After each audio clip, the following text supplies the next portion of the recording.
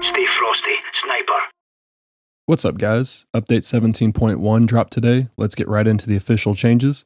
So, new features. To improve meta gameplay, the design team has tuned several in-engine values to improve both performance and playability. As a result of this, the following values now apply. You'll have full health on revive.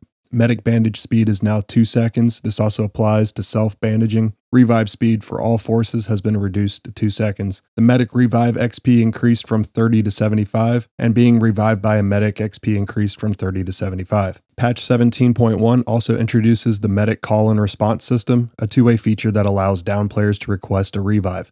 The UI will update to confirm that this request has been sent, and the medics can respond using the radial ping marker system, helping prioritize revives and reduce unnecessary journeys across the battlefield. On top of this, there's also buffs to all medics with increased ammo count and smoke grenades, except the British, where they lost some ammo for the rifle-wielding combat medic. I'm not sure how I feel about all this time being wasted on medics, as the game doesn't really need the class to begin with, but I'll stay in my lane and continue to play with my sniper. I feel the game wouldn't change all that much if you just removed the role entirely. The bipod system has been significantly overhauled for more flexible and realistic deployment, improving the overall gameplay experience. The system now detects objects in the player's deployed path rather than relying on hard-coded limits. This reduces instances of clipping into static objects, and deployment inside objects is no longer possible. Pitch angles now reflect the height of the surface, allowing a wider range of weapon rotation, and you can aim lower from low surfaces and higher from elevated ones. Server-side checks now ensure valid deployment surfaces, fixing issues where deployment would cancel mid-animation.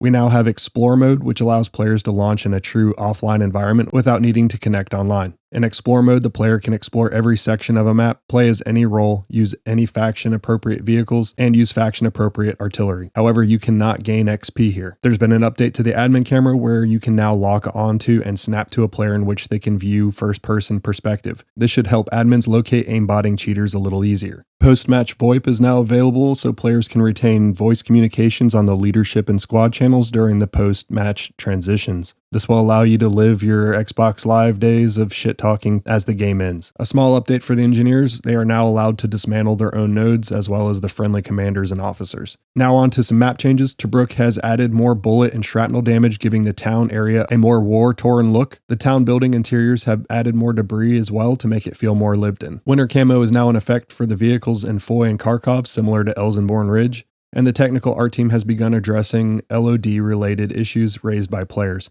including abrupt LOD transitions. The initial focus is on barbed wire assets, along with the setup of optimized LOD materials for use on the lowest LODs. In another area, the team is also working to enhance flare gun effectiveness in nighttime scenarios, exploring ways to improve the spread of the particle light associated with the gun's visual effects to increase its reach.